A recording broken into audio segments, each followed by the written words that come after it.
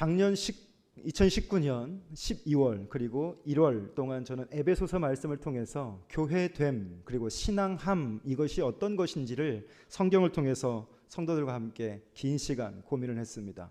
그리고 오늘 저는 여러분과 함께 앞으로 우리 광주 동부교회가 하나님 앞과 사람 앞에서 또 지역 속에서 어떤 교회로 세워져야 하는 그런 교회가 되어야 할 것인가를 이 말씀을 통해서 함께 고민하는 시간이 되었으면 좋겠습니다. 그래서 초대교회 이 안디옥 교회를 보고요, 이 안디옥 교회가 어떤 모습이었는지를 성경 속에서 좀 살펴보고 우리 광주 동부교회가 어떤 교회로 지어져 가야 되는지 함께 꿈을 꾸는 귀한 시간이 되었으면 좋겠습니다.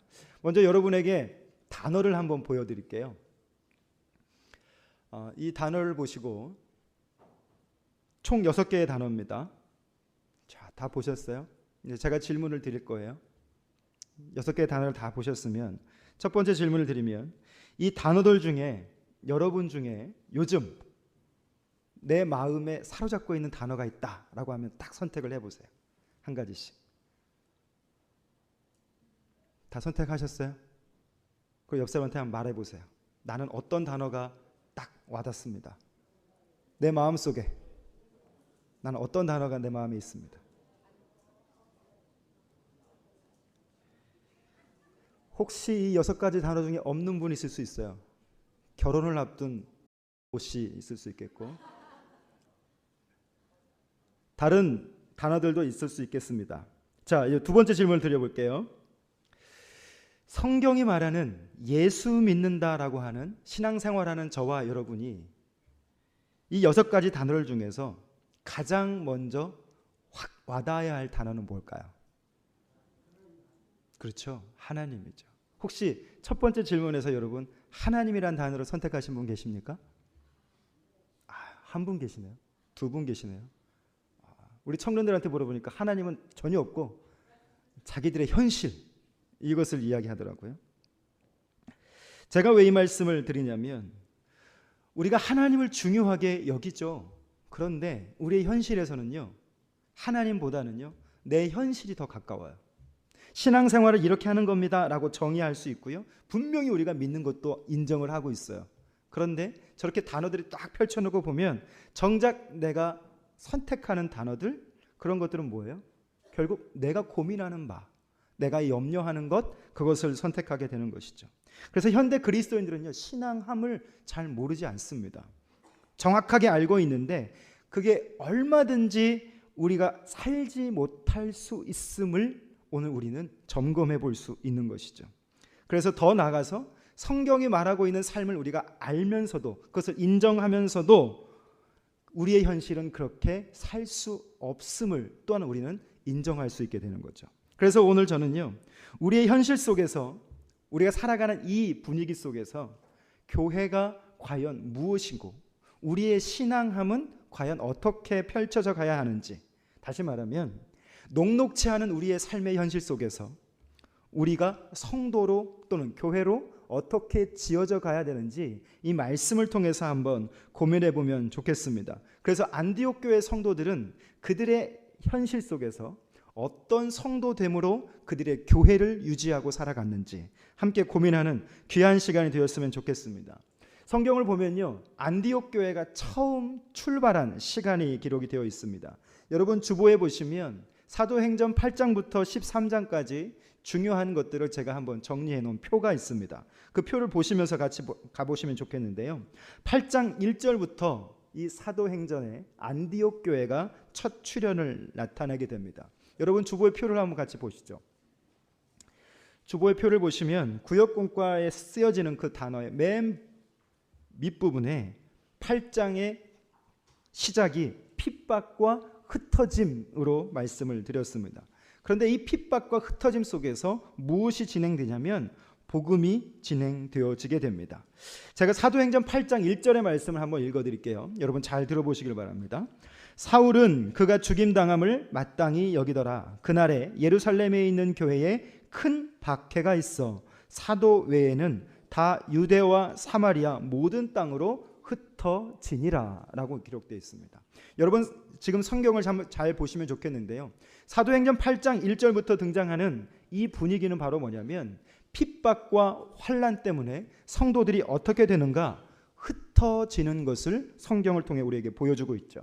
여러분 이제 저를 한번 보세요. 구약의 교회의 그 특징은 성막을 중심으로 모여드는 것이 바로 구약의 교회의 특징이었습니다. 그런데 신약의 교회로 넘어가면 신약의 교회는요, 하나님의 전으로 모여짐과 동시에 그리고 흩어지는 것이 그들 안에서 나타나는 것이 신약교회의 특징입니다. 그런데 문제는 바로 뭐냐면 왜 모였다가 흩어지는가, 이것에 대한 질문인 것이죠. 당시의 교회는요, 뭐가 있었냐면 핍박과 환난이 존재했습니다. 그래서 우리처럼 이렇게 모여 있지만 이 모임을 유지할 수 없는 거예요. 왜요? 시대가 용납하고 있지 않기 때문이죠. 그래서 교회는 이 교회됨, 우리처럼 이렇게 모여서 예배하고 사역하고 헌신하는 이것을 할 수 없었어요. 그러면 여러분 잘 생각해 보십시오. 그 흩어진 그들로 인해서 교회는 사라졌을까요? 사라지지 않았을까요? 그렇죠. 사라지지 않았습니다. 그 비결을 보면 사도행전 8장 4절 말씀을 한번 같이 읽어보겠습니다. 사도행전 8장 성경을 찾으셔서 8장 4절의 말씀을 우리 한 목소리 같이 읽어보겠습니다. 꼭꼭 씹어서 읽어볼게요. 시작. 그 흩어진 사람들이 두루다니며 복음의 말씀을 전할세. 여러분 잘 보십시오. 이렇게 모여 있다가 외부에서 힘이 가해졌어요. 그래서 그들이 생명을 보존하기 위해서 각자의 삶의 자리로 흩어져 버립니다. 교회가 사라진 것 같았지만 성경이 오늘 그들을 통해서 보여주고 있는 건 바로 뭐냐면 그들은 흩어짐과 동시에 뭘 했냐? 성경을 보십시오. 복음의 말씀을 전할세. 이것이 너무도 중요합니다. 여러분 복음이 뭘까요? 복음이 뭡니까? 복음은 예수 그리스도가 우리의 구세주가 되셨다. 이것을 소식으로 만들어서 전하는 것이죠. 이 복된 소식을 오늘 많은 사람들이 듣게 됩니다. 교회는 핍박으로 인해서 흩어집니다. 그런데 교회가 사라졌는가? 이 질문에 오늘 우리는 분명한 답을 할 수 있죠. 교회는 사라지지 않고 오히려 흩어져서 더 많은 교회가 세워지게 됩니다. 그 흩어진 자들은 무엇을 했냐면 복음을 전하는 자들이 되었다는 거죠. 그리고 5절에 등장하는 게 누군지 아세요? 우리가 너무도 잘 아는 빌립 집사가 등장합니다. 그리고 이 빌립 집사를 통해서 최초의 이방인에게 세례를 베풀게 됩니다. 여러분 사도행전 지금 8장이 보여주고 있는 이 놀라운 사건들은 우리가 그냥 간과할 것이 아니라 좀 깊이 있게 바라볼 필요가 있습니다. 오늘 이들이 흩어진 가운데서 각자 홀터진 그들의 삶의 자리가 어떤 자리가 되냐면 교회가 다시 시작하는 자리가 되어지는 거죠. 마치 민들레 홀씨가 바람을 따라 이동하여서 다른 곳에 심겨졌을 때 그것이 또 다른 생명으로 자라나는 것처럼 말이죠. 복음의 역사는 이 놀라운 은혜를 나타내주고 있는 거죠. 그래서 8장에 보면 교회의 성도들이 흩어지게 되고 소멸하는 교회의 이야기 같지만 결국 그것이 복음의 확장을 나타내는 하나님 나라의 놀라운 시작이 되어지는 것을 우리 가운데 보여주고 있는 것이죠. 그리고 9장으로 넘어가 볼까요? 9장으로 넘어가 보면 3절부터 사울이 등장합니다. 사울은 핍박과 박해의 대명사죠. 초대교회 성도들이 흩어질 수밖에 없는 이유가 뭐였냐면 사도 바울 같은 사람들이 나타났기 때문에, 사울 같은 사람이 나타났기 때문에 그렇죠. 그런데 그가 어떻게 돼요? 다메섹에서 하나님의 음성을 듣게 됩니다. 그 하나님의 음성을 듣게 되고 오늘 그 음성을 통하여서 그 인생도 복음에 헌신하는 그런 사람으로 바뀌어지게 되는 거죠. 성경은 오늘 사울을 통해서 뭐라고 말씀하냐면요, 이방인을 위하여 택한 나의 그릇이다라고 설명하고 있습니다. 여러분 잘 보십시오. 사도행전 8장부터 지금 진행되어지는 이야기는 뭐냐면요, 이방인들이 어떻게 예수를 믿기 시작했는가를 나타내주는 그 과정 속에서 교회에 흩어짐이 있고, 교회가 흩어지면서 무엇을 했냐면 예수의 복음을 전했다라고 하는 거예요. 거기에 빌립도 등장하고 사울도 등장하게 되어집니다. 하나님이 사울을 들어서 유대인들에게 그리고 이방 나라에 택한 그릇임을 선포하게 하십니다. 그리고 우리가 공부했던 바울은 회심이라고 하는 사건을 경험하게 되죠. 여러분 그리스도인은요, 예수를 믿기 시작하면서 반드시 이 회심의 사건, 이 회심의 문을 통과해야만이 그가 진정한 그리스도로 설 수 있음을 꼭 기억할 수 있기를 바랍니다. 자, 그런데 여러분 잘 보십시오. 사울이 이제 예수를 믿고 예루살렘 교회로 올라갔습니다. 그런데 예루살렘 교회의 분위기가 어땠냐면 사울이 이전에 어떤 사람이었어요? 핍박하고 박해하는 대명사라고 말씀드렸잖아요. 예루살렘 교회가 그 사람이 갑자기 세가족으로 들어오니까 그를 인정할 수 있을까요? 없을까요? 이중간첩이겠거니 생각하게 된 거죠. 그가 인정을 받지 못하는 겁니다. 그가 분명히 예수도 만났고 회심도 있었지만 공동체가 그들을 허락할 수가 없는 거예요. 왜? 사울에 의해서 내 가족이 죽었고 사울에 의해서 우리의 동지들이 형장의 이슬로 사라져버린 거니까요. 얼마나 그 마음에 분노와 상처가 가득했겠냐요. 아무리 그 사람이 세가족으로 들어와도 받아줄 수 있겠어요? 없겠어요? 없겠죠. 그때 그 어려운 갈등 속에 누가 등장합니까? 그렇죠. 바나바가 등장합니다. 그래서 그를 변호해 주는 거죠. 내가 보니까 사울이 진짜 예수를 만났습니다. 그가 이제 변화되었습니다. 당신이 변화된 것처럼 사울도 지금 변화된 것이 맞습니다. 변호해 주게 되죠. 그리고 나서 누구의 얘기가 나옵니까? 사도행전을 보시면 베드로의 이야기로 바꿔집니다. 베드로는 이전까지요, 그의 머릿속에 이런 관념이 있었어요. 복음은 유대인들만 들어야 돼라고 하는 거였어요. 택한 자들만 들어야 돼라고 하는 그런 지식이 있었던 것이죠. 그런데 오늘 베드로가 누구를 만나냐면 이방인 고넬료를 만나는데요. 베드로는 무두장의 집에서 꿈을 꾸고요. 또 고넬료도 동시에 꿈을 꿉니다.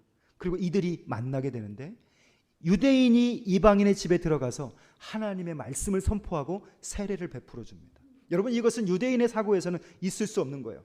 지금까지의 분위기는요, 유대인만 예수 믿고 살아야 되는 거였어요. 그런데 사도행전 8장 9장으로 넘어가면서 이 등장인물을 통해서 하나님 우리에게 보여주시는 건 바로 뭐냐면 이방인들에게도 복음이 전해졌을 때 그들도 예수를 믿고 주를 시인하게 되어짐을 성경이 지금 우리에게 보여주고 있는 것입니다. 자, 그리고 안디옥 교회가 그때 시작되어지는 거예요. 안디옥 교회가 11장 19절로 등장하게 되는데요. 여러분 성경을 한번 같이 열어보시죠. 안디옥 교회가 사도행전 11장 19절 말씀 한번 같이 읽어보겠습니다. 11장 19절 시작. 흩어진 자들이 베니게와 구브로와 안디옥까지 이르러 유대인에게만 말씀을 전하는데 아멘. 자, 보십시오. 이때부터가 이제 안디옥 교회가 구체적으로 성경에서 언급되어지는 시기입니다. 말씀을 전하는데 누구에게만 말씀을 전하고 있어요? 그렇죠. 대상이 유대인들입니다. 그런데 20절로 내려가 보십시오. 20절 한번 읽어볼까요? 시작. 그 중에 구브로와 구레네 몇 사람이 안디옥에 이르러 헬라인에게도 말하여 주 예수를 전파하니. 자, 보십시오. 안디옥이라고 하는 도시에 예루살렘에 살던 성도들이 흩어진 거예요. 뭐 때문에요? 그렇죠. 박해 때문에 흩어졌습니다. 그런데 안디옥에 이르러서도 이 사람들이, 이 믿는 그리스도인들이 누구에게 복음을 전했다고 성경이 기록하고 있습니까? 헬라인들에게 복음을 전했다는 것은 당시 이방인입니다. 헬라의 철학이 사상이 가득한 그런 사람들입니다. 그런 자들에게 복음을 전해도 지식이 전혀 없는 그런 자들을 통해서 지식 있는 그 지성인들이 바꾸어지기 시작한다는 거예요. 뭘로? 복음으로요. 복음으로 그들이 믿기 시작했다는 것이죠. 그리고 21절 한번 같이 읽어볼까요? 꼭꼭 씹어서 시작.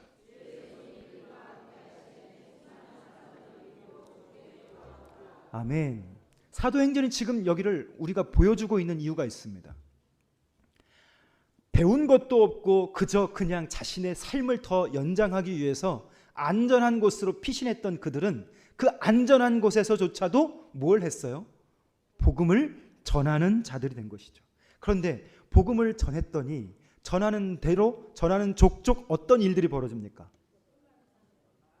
수많은 사람들이 죽게 돌아오는 거죠. 무엇이 함께합니까? 주의 손이 그들과 함께 하심에. 사랑하는 성도 여러분, 사도행전 교회의 특징이 바로 뭐냐면 가는 곳마다 예수의 복음을 전했고요, 대상이 어떤 자들이든 그들에게 예수의 복음을 전할 수 있는 실력 있는 자들이 많았다라고 하는 거예요. 저는 이것이 오늘 우리 교회가 무엇으로 지어져 가야 되는가, 이것을 함께 고민해보는 귀한 시작이 되었으면 좋겠습니다. 초대교회는 부흥하는 교회였을까요? 쇠퇴하는 교회였을까요? 부흥하는 교회였죠. 그러면 무엇으로 부흥했을까요? 그렇죠. 복음 하나밖에 없었습니다. 그들은 우리처럼 조직이 있는 것도 아니었고요. 그들은 우리처럼 재정의 상태가 좋았던 것도 아닙니다. 그들은 사람이 많았던 것도 아니었어요. 그저 흩어진 몇몇 한 사람 한 사람, 마치 우리 구역 수준일지도 몰라요. 그런 자들이 모여서 한 것은 유일하게 한 가지예요. 복음을 전하는 일이었다는 것이죠. 그런데 성경은 우리에게 보여주고 있는 것은 교회가 온전해지게 되어질 때 복음이 능력 있어지고 그 복음이 전해지는 곳에 주의 손이 함께함으로 믿는 자의 수가 많아졌다는 것을 성경을 통해 확인할 수 있는 거예요. 사랑하는 성도 여러분, 저는 우리 광주 동부교회가 이런 은혜가 있을 수 있기를 주님의 이름으로 축복합니다. 복음이 전해지는 곳에는요, 주의 손이 함께 하시게 되는 거죠. 그 멤버가 누구냐, 그가 어떤 교회이냐, 이것을 주님은 바라보시는 것이 아니라 교회의 본질인 복음을 전하느냐 전하지 못하느냐에 따라서 주의 손이 함께하느냐 함께하지 못하느냐라고 하는 겁니다. 안디옥 교회가 세워지기 전까지 이 사람들이 했던 가장 중요한, 가장 첫 번째, 그것은 바로 복음 하나라고 하는 거예요.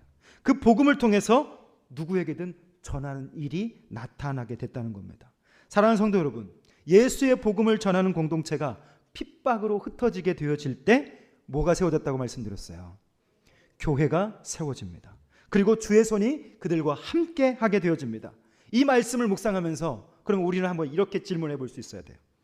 교회는 무엇을 가장 잘하는 곳이 되어야 하는가? 성도는 무엇을 가장 잘하는 사람이 되어야 하는 것인가? 오늘 이것을 여러분 스스로 답할 수 있기를 바랍니다. 정답은요, 바로 살아있는 예수의 복음이에요. 이 예수의 복음을 어디나 갖다 놔도 이 복음을 말할 수 있고 증거할 수 있는 자, 그 자들이 주의 손이 함께하는 성도임을 여러분 믿으실 수 있기를 주님의 이름으로 축복합니다. 그래서 다시 생각해 보면 교회는요, 나눠주는 공동체가 되어야 돼요. 무엇을 나눌 수 있어야 할까요? 바로 예수의 복음을 나눌 수 있어야 되는 거예요. 믿으십니까? 이 예수의 복음을 나눌 수 있어야 그때 비로소 그 교회에 주의 손이 함께하는 교회가 되는 것이죠. 그래서 오늘 이것을 한번 정리해 볼게요. 가장 중요한 교회 사역의 넘버원, 그것은 바로 뭐예요? 우리 교회가 이 예수의 복음을 증거할 수 있는 그 내용을 가지고 있는가, 이것을 점검할 수 있기를 바랍니다. 오늘 내가 교회가 됐거든요. 우리는 에베소서 말씀을 통해서 들었습니다. 내가 교회인데 나의 교회됨이 과연 이 복음을 나타낼 수 있는 확신 있는 자가 되어 있는가, 이 점검을 해보자는 것이죠. 신앙이요, 단지 예배만 드리고 만족하는 그런 신앙이 아니라 내 일상에서 사람을 만날 때 그 사람에게 흩어진 내 현장 속에서 나를 통해서 예수가 전달되어지고 있는가. 성경은 지금 우리에게 이것을 보여주고 있는 거예요. 그래서 예수 믿는 사람에게 가장 먼저 해야 할 것, 그리고 예수 믿는 사람이 가장 잘해야 하는 것 한 가지, 뭐예요?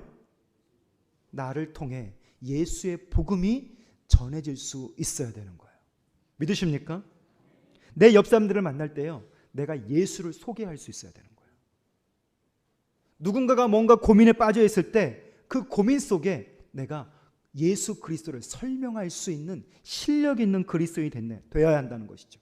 이것이 교회가 되어야 할 줄 믿습니다. 사랑하는 성도 여러분, 성경을 통해 보게 되면요, 교회가 처음 어떻게 세워지게 되냐면 베드로의 고백을 통해서 교회가 세워질 것을 주님이 말씀하셨습니다. 베드로의 고백이 뭘까요? 주는 그리스도시요, 따라해 볼까요? 살아계신 하나님의 아들이십니다. 그게 바로 복음이죠. 내 안에 예수가 누구인가 분명하게 인식하고 있는 자, 여러분 오늘 그 자가 교회인 줄 믿습니다. 그를 통해서 주의 손이 함께 하시고 그를 통해서 복음이 확장되어질 때 하나님의 나라가 펼쳐지기 시작하는 것이죠. 그런 교회를 음부의 권세가 이기지 못한다, 성경은 말씀하고 있습니다. 안디옥 교회가요, 바로 그 토대 위에 세워지게 된 것이죠. 그런데 한번 잘 상상해 보세요. 이성적으로 생각해 보면요, 오늘 안디옥 교회는요, 피난민들의 교회예요. 자신의 생명을 부지하기 위해서 335 소그룹으로 모여서 그렇게 숨어서 신앙생활하는 자들의 모임입니다. 어떻게 보면요, 비참한 인생들이에요. 이민자들의 모임이기도 합니다. 예수를 전하다가 순교할 수도 있는데, 그래서 흩어졌는데, 그런데 그곳에서도 뭘 합니까? 예수의 복음을 전합니다. 세상의 눈으로 볼 때 그들은 초라해 보일 수 모르겠습니다. 그런데요, 그들의 심령 속에 뭐가 있는지 아세요? 복음으로 인한 감격이 있는 거예요. 그 감동이 있기 때문에 사람은 움직여지는 거죠. 사랑하는 성도 여러분, 신앙이 언제 가장 강력한지 아십니까? 자발적일 때예요. 근데 자발적인 것이 언제 가장 나타납니까? 내가 하고 싶어서 미치겠는 거예요. 내가 이거 안 하면 못 견디겠는 거예요. 우리 아들 또 얘기했는데, 안 하기로 약속했는데 게임 안 하면 미치는 거예요. 일주일에 30분 게임 하거든요, 중학생이. 그러다 요즘은요, 조금 허락해 줬더니 마침 그 댐이 열려진 것처럼 막 감당할 수 없을 정도로 막 게임을 해나가는 거예요. 다시 또 이제 제재가 들어가고 보호 조치가 들어가고 있는데, 안 하면 못 견디겠는 거예요. 그 안에서 막 솟아나는 에너지를. 복음이요, 오늘 안디옥 교회 성도들에게 어떻게 작용했냐면, 그들의 현실은요, 가난합니다. 이제 막 새로운 땅에 정착해야 되는 수고가 있는 거예요. 다른 사람들이 볼 때는 그냥 피난민들 같은 거죠. 그런데 오늘 그들 안에 뭐가 있냐면, 모이면 너무 좋은 거예요. 뭐 때문에 좋을까요? 내가 만난 예수 때문에 그런 거예요. 내가 만난 예수에 대한 그 복음 때문에 그들 안에서는 감격이 있는 거예요. 그래서 내 코가 석자여도 나가기만 하면 누구를 전합니까? 내 안에 있는 예수를 전하는 거예요. 사랑하는 성도 여러분, 교회는 이거 할 수 있어야 됩니다. 오늘 이 예배를 통해서 오늘 여러분이 믿는 예수 그리스도에 대한 감격이 사라진 분이 계시다면, 이 감격을 회복할 수 있기를 주님의 이름으로 축복합니다.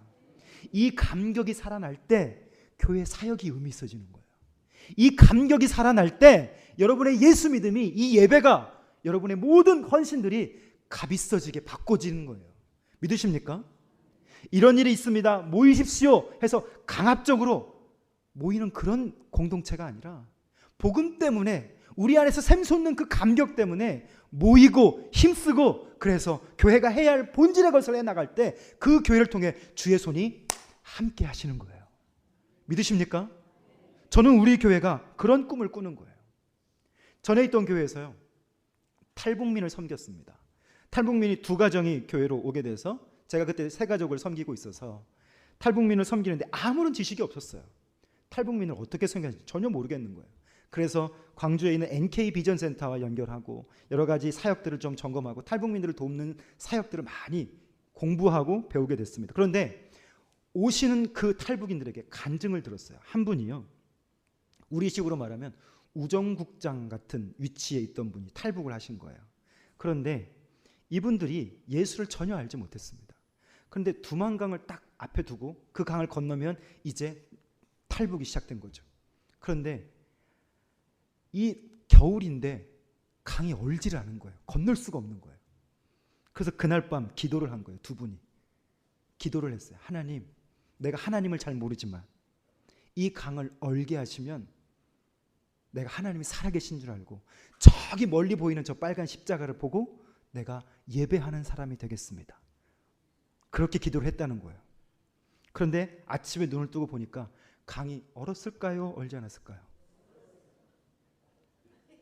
얼었다는 거예요. 그리고 그 강을 건너서 그 십자가를 바라보면서, 하나님, 저도 이제 저기서 예배 드릴 수 있는 건가요? 제가 딱 그때 그 말을 들었을 때 어떤 생각이 들었냐면요, 십자가가 밝혀있는 그 건물이 교회가 아니라 그 교회를 바라보면서 하나님을 사모하고 있는 그 사람이 교회인 거예요. 믿으십니까? 그 생각이 들었어요. 교회는 바로 뭐냐면 여러분이에요. 근데 그 여러분 안에 복음의 감격에 빨간불이 밝혀진 사람인지 그 감격이 꺼져버린 사람인지. 여러분, 우리가 왜 교회인 줄 아세요? 그 사람에게는 예수가 지금 살아있기 때문에 그런 거예요. 예수가 내 가슴 속에 있기 때문에 그 사람이 지금 교회가 되는 거예요. 제가 지금 교리적으로 여러분은 교회입니다 말할 수 있지만 여러분이 느끼는 여러분의 가슴 속에서 나는 예수가 없는데 라고 말하는 분이 계실지 몰라요. 나는 그 예수의 감격이 사라져버린 심령이 계실지 몰라요. 오늘 그런 분들 계시다면 주님 바라보는 시선이 회복될 수 있기를 주님의 이름으로 축복합니다. 교인이 무엇인가? 교회가 무엇인가? 이 질문에 살아있는 복음을 가지고 있는 사람, 그 감격이 있는 사람, 그게 바로 성도요 교회가 되는 줄 믿습니다. 아멘.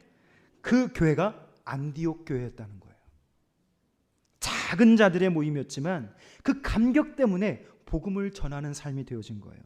저는 하나의 꿈을 꿉니다. 우리 교회를 통해서 지금 복음 전도자의 일을 훈련하고 있는 분들이 계세요.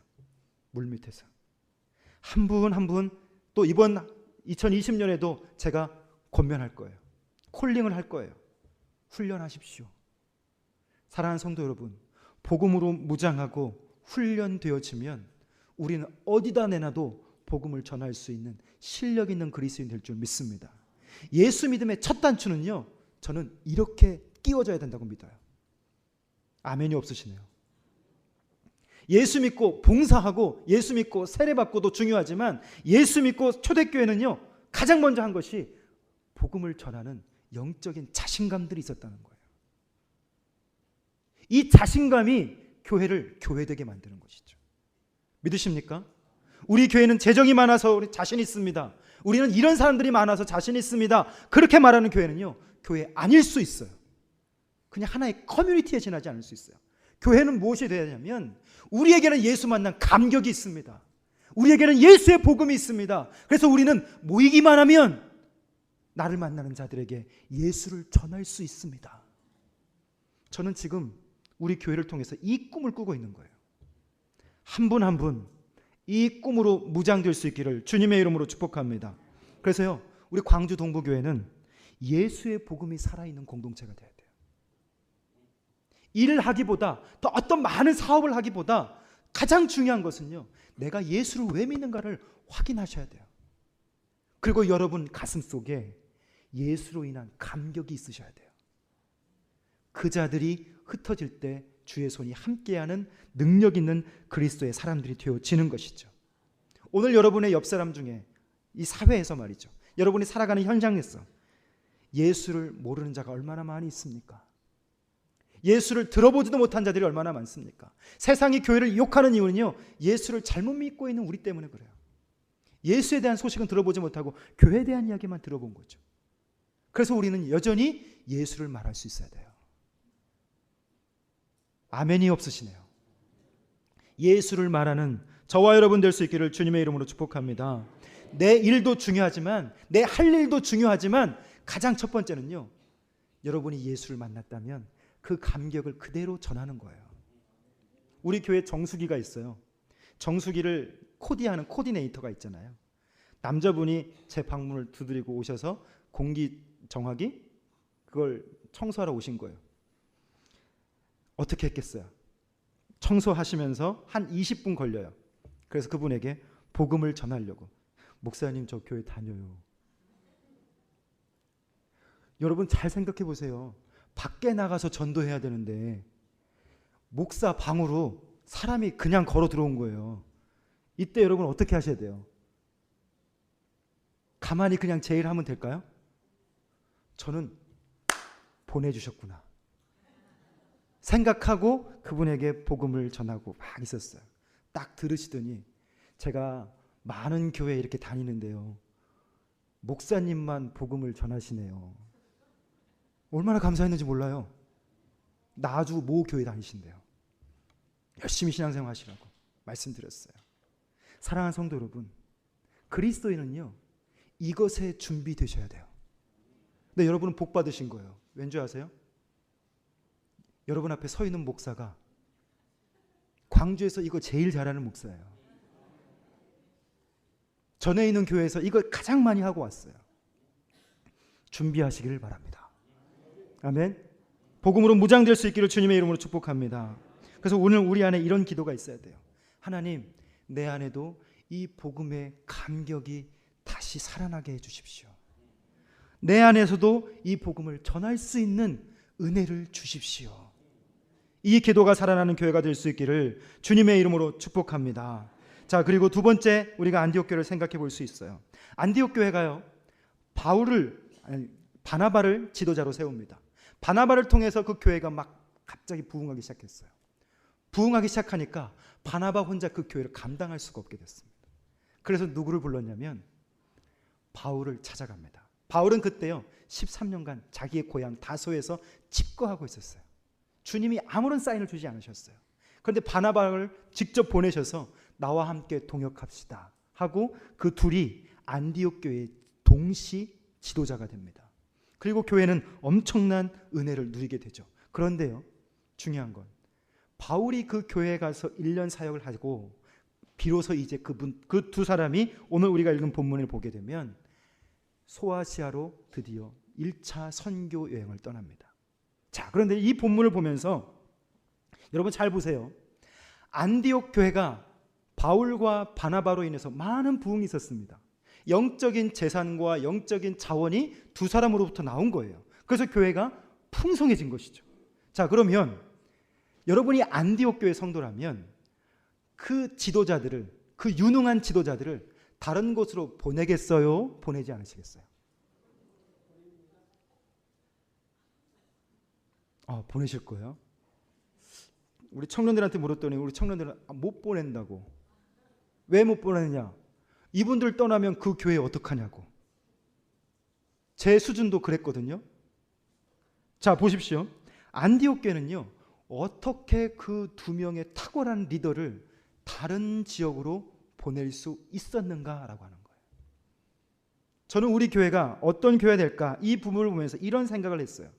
안디옥 교회는요, 지들 중심이 아니었던 거예요. 잘 보세요. 우리 광주 동부교회가 우리 중심이면 우리만 잘 사역하고 우리만 잘 이끌어가면 되는 거예요. 다른 데 상관 안 하면 돼요. 그런데 안디옥 교회는 뭐가 중요했냐면 자기들이 중요한 게 아니고요, 복음이 확장되어지는 하나님의 나라가 부욕해 되는 것을 선택한 거예요. 이해되십니까? 소아시아 모든 지역들은 아직 복음을 들어보지 못했어요. 그들에게는 꿈이 하나 있는 거예요. 어떤 꿈이 있냐면 복음이 온전하게 그들의 가슴에 있고 그 감격에 있는 성도들이 있다 보니까 그들은 우리 교회가 잘 되어야지, 이런 집단 이기주의가 아니고요, 바울과 바나바를 통해서 저 소아시아 지역에 황폐한 저들의 도시 속에 예수의 교회가 세워지는 꿈을 꾼 거죠. 그게 바로 하나님의 나라예요.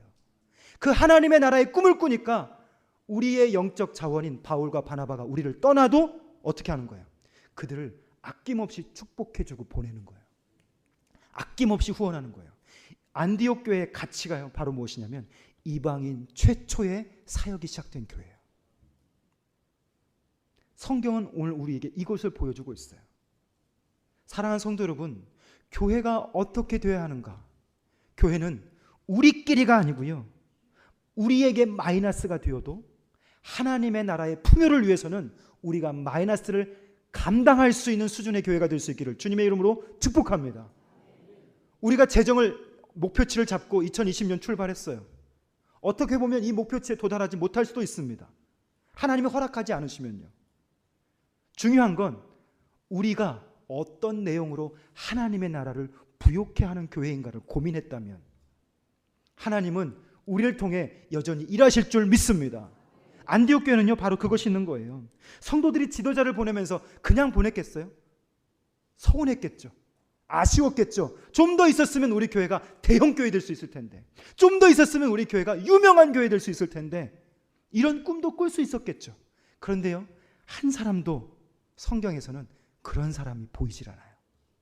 모두가 다 연합하여서 그들을 보내되 축복하면서 아름다운 후원으로 그들을 보내고 있다는 거예요.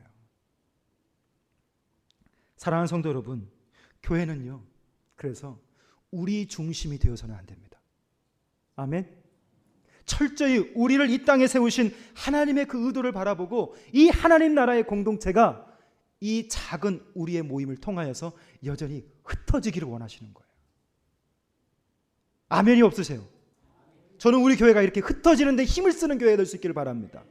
우리 교회가 마이너스가 되어도 우리 교회를 통해서 하나님의 나라가 부욕해 되는 일을 선택할 수 있는 그런 교회, 그런 교회다움이 있어지기를 주님의 이름으로 축복합니다. 교회에 세워진 목적은요, 부욕해 하기 위해서 세워진 게 아니에요. 통장에 많은 돈을 쌓으느라고 교회를 세우신 게 아닙니다. 그것 가지고 하나님 나라를 부욕해 하시라고 교회를 주님이 세우신 거예요. 동의되십니까?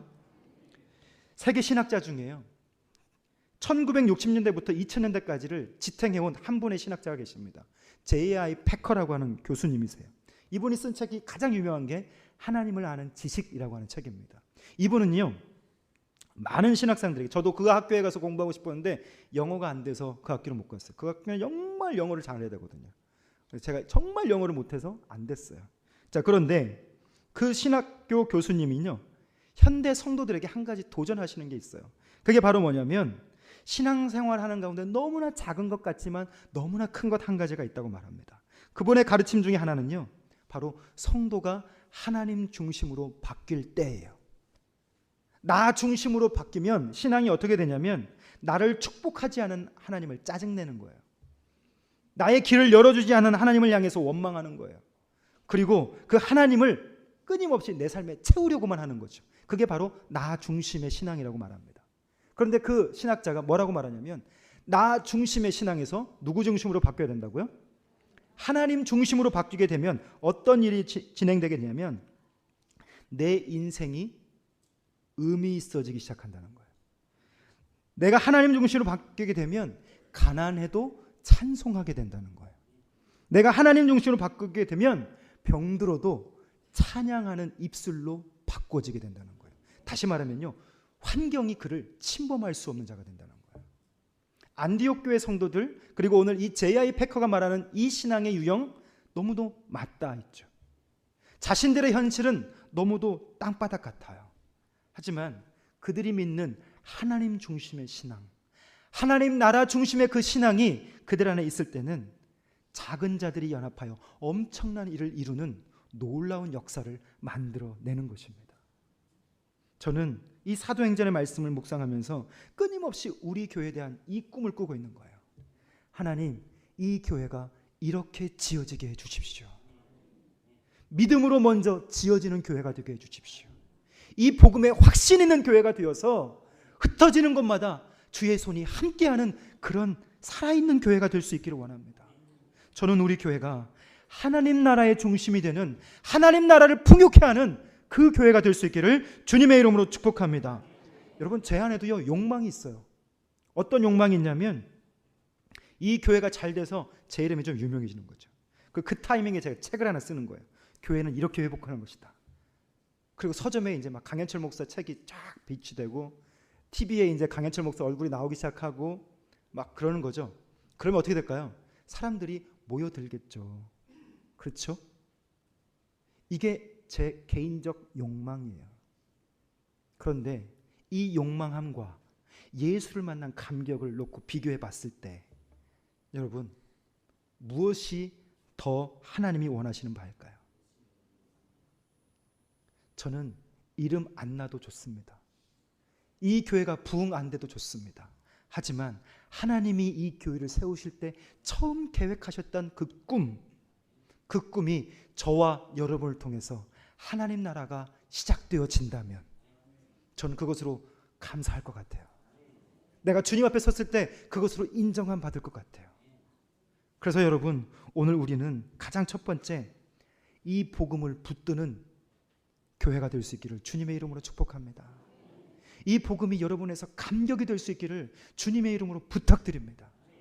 내가 잘되고 내가 못되고 내 현실이 어떻고, 이것보다 더 중요한 건 내가 지금 이 척박한 현실에서 왜 예수를 만났는가, 내가 왜 이 교회에서 신앙생활하고 있는가, 그리고 나를 믿게 하신 그분의 의도를 붙들 수 있는 분별력이 있을 수 있기를 주님의 이름으로 축복합니다. 교회는요, 이거 아니면 소망이 없어요. 교회는 이거 붙들지 못하면 사라지고 말아버립니다.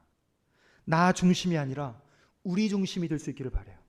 우리 교회를 통해서 이 지역이 풍요로워질 수 있기를 바랍니다. 우리 교회를 통해서 이 지역 속에 하나님 나라의 중심, 센터가 되는 그런 교회가 될 수 있기를 원합니다. 하나님의 나라의 중심으로 산다는 것이 그러면 구체적으로 무엇인가? 이것을 마지막으로 함께 나눠볼게요. 하나님 나라를 중심으로 산다는 건요, 한마디로 정리하면 이 땅에서 하늘나라의 보화를 쌓아두고 사는 사람이에요. 이건 뭐냐면, 이 말 딱 들으면 어떤 분들은 벌써 물질 얘기한다 라고 말씀할 수 있어요. 물질도 포함되지만 여러분 잘 보세요. 여러분의 기도의 방향을 한번 생각해 볼까요? 여러분 일주일 동안 어떤 기도하고 사셨나요? 나를 위한 기도, 내 사업을 위한 기도, 내 자녀를 향한 기도. 맞습니까? 틀립니까? 선교사님을 위한 기도 하신 분 손 들어보세요.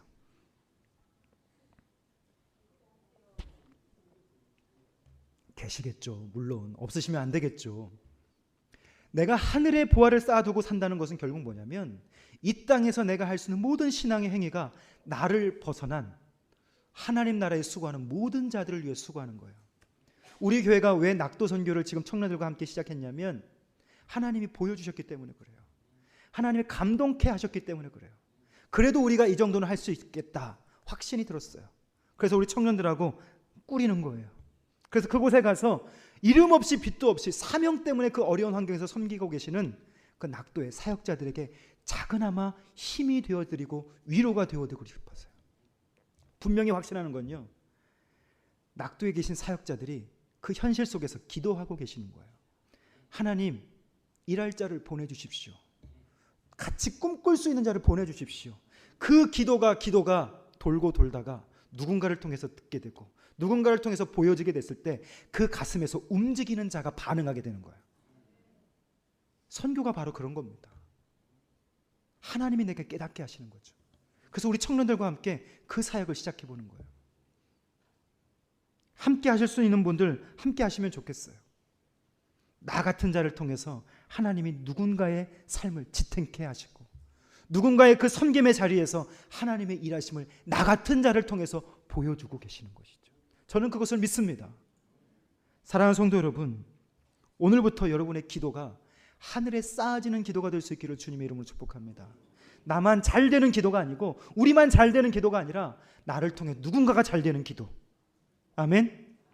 여러분의 작은 그 섬김과 물질을 통해 누군가가 풍요로워지는 그런 소비, 그런 은혜가 나타날 수 있기를 주님의 이름으로 축복합니다.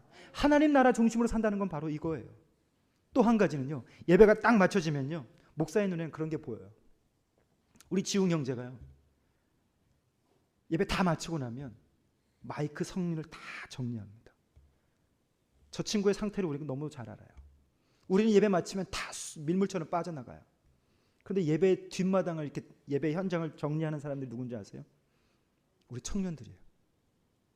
보이지 않는데 그렇게 훈련되어서 이곳을 이렇게 저렇게 화분도 옮기고 하는 것을 보면서 목사의 마음엔요, 얼마나 감사한지 몰라요. 하나님 나라의 중심은요, 섬김에 있어요. 믿으십니까? 그 작은 섬김을 통해서 내가 풍요로워지는 거예요. 작은 것 하나하나 보십시오. 내 눈에 보여지는 거 하나하나. 저 스티커 지금 저 계속 눈에 띄는데 저런 거 하나하나를 그냥 보이지 않는 곳에서 조금씩 헌신하고 수고하는 거. 저는 그게 하나님 나라 중심으로 사는 삶의 모습이라고 생각합니다. 아침 일찍 누구보다 일찍 나와서 식당 봉사하고 간 맞추고 국 끓이고 밥 해내고 설거지하고 청소하고, 이런 분들 많아질 수 있기를 주님의 이름으로 축복합니다. 하나님 나라의 중심은요, 다른 데 멀리 있지 않아요. 우리의 삶의 현실에서 지극히 작은 것 하나까지도 그냥 바라보지 않고 가치 있게 바라보는 것이죠. 그 가치 있게 바라보는 그 작은 모임을 통해서 하나님은 일하시기 시작하는 것이죠. 안디옥 교회 성도들이요, 이 두 지도자를 보낼 때 얼마나 서운했겠어요. 그런데 이 두 사도를 보내면서 저는 한 가지 확신하는 게 있어요.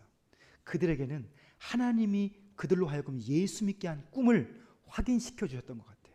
그래서 오늘 우리는 2000년이 지난 지금 이 시간까지도 안디옥 교회를 묵상하는 거예요. 작고 초라한 교회였지만 보이지 않는 것을 볼 수 있는 교회가 됐다는 거예요. 뭘 봤을까요? 바울과 바나바가 향하는 그 땅마다 예수의 복음이 전파되어지고, 예수의 복음이 전파되어지는 곳마다 예수의 교회가 세워지는 그 꿈, 보이지 않는데 보는 것이죠. 이것을 한마디로 말하면 비전이라고 말해요. 우리 교회가 가져야 할 꿈이 바로 이겁니다. 보이지 않는 것이 너무도 많아요. 그런데 믿음의 눈을 들어 보면 보이는 그것이 있어요. 저는 우리 당회원들이, 우리 권사님들이, 우리 모든 재직들이 보이지 않는 것을 보는 비전의 눈이 있기를 주님의 이름으로 축복합니다. 없는데 있는 것처럼 보는 거예요. 다 끝나버린 것 같은데, 그런데 하나님이 보게 하시는 거죠. 그 소망이 있는 자의 신앙생활이 어떨 것 같으세요? 그 소망함이 있는 교회가 어떨 것 같으세요?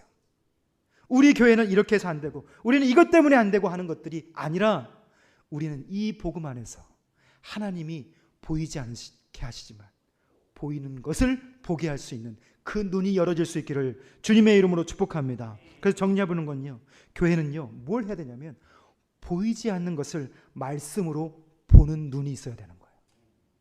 아멘. 오늘 여러분에게 이 교회를 통해서 보이지 않는 이 현실 속에서 보여지는 은혜가 있을 수 있기를 주님의 이름으로 축복합니다.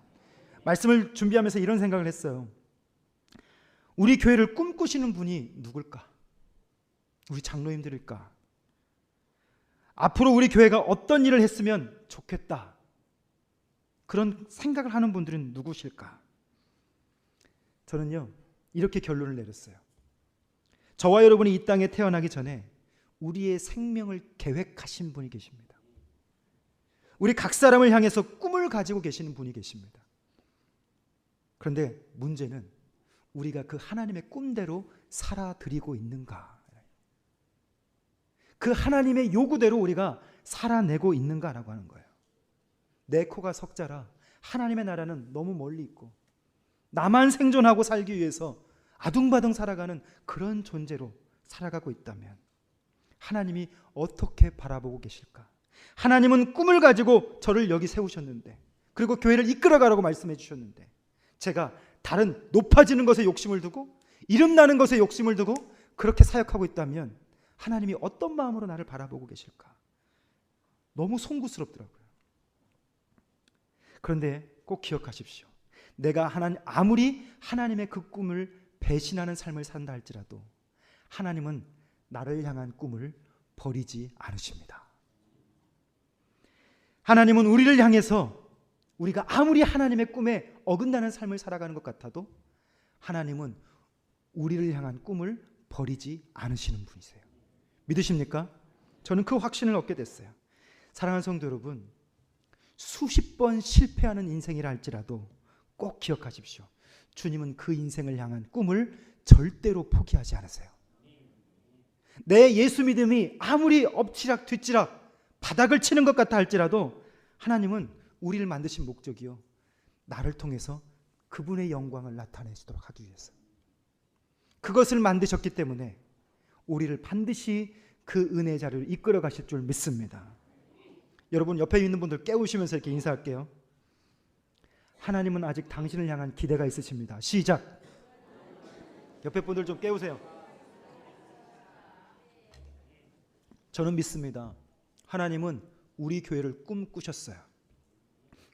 이 교회를 향한 꿈 속에서 하나님의 일을 나타낼 수 있도록 이 교회를 시작하셨어요. 우리는 이제 그 하나님의 계획 속에서 우리의 현실이 아닌 보이지 않는 것을 보는 눈이 필요한 것이죠. 그 복음을 통해서 말이죠. 그래서 하나님이 우리에게 허락하신 그 꿈을 실현해낼 수 있는, 그렇게 움직여갈 수 있는 교회가 될 수 있기를 주님의 이름으로 축복합니다. 우리 합심해서 같이 찬양하고 기도하겠습니다. 제가 오늘 여러분에게 참 많은 말씀을 드렸습니다. 참 긴 시간 동안 많은 말씀을 드렸는데, 어떤 사람은요 예배당에 있는데 살아있는 예배를 드리지 못하는 사람이 있습니다. 어떤 사람은 예배당 밖에 있는데 살아있는 예배를 드리는 사람이 있어요. 무엇이 문제일까요? 복음의 간격이 있는 자들이에요. 이 시간 다 같이 우리가 찬양하고 기도할 때는요, 우리의 시선이 나만 바라보지 않게 해주십시오. 이 땅만 바라보지 않게 해주십시오. 하늘만 바라보게 해주십시오. 그런 은혜를 가지고 이 시간 우리 같이 한번 이 찬양을 하고 기도의 자리로 나아가겠습니다.